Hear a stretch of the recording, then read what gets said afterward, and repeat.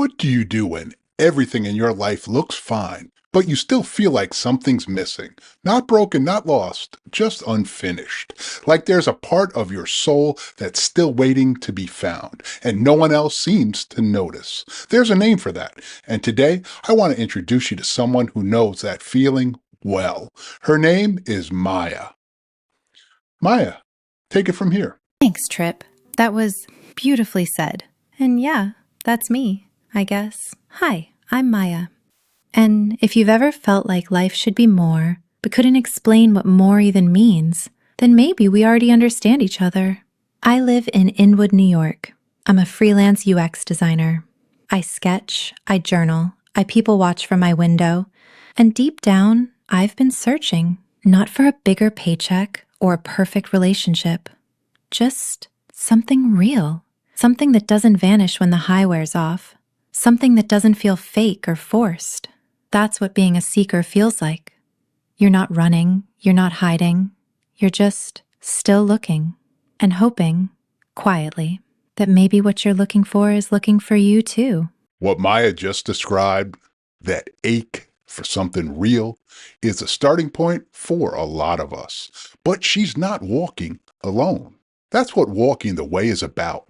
We believe Christ meets each of us right where we are, but we're all at different points on that path.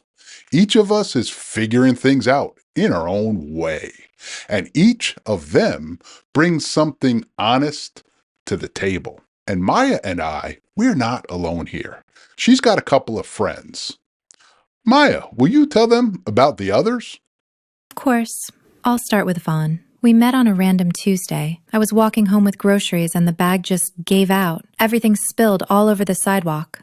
Most people looked at me. Some walked around me.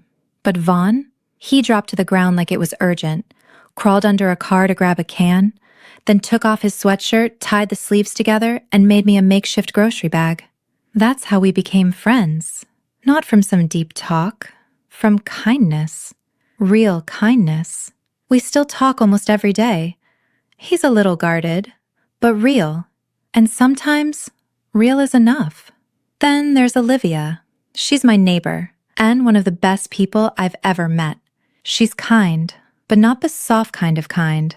She's steady, loyal, like someone who chooses you, quietly, every day.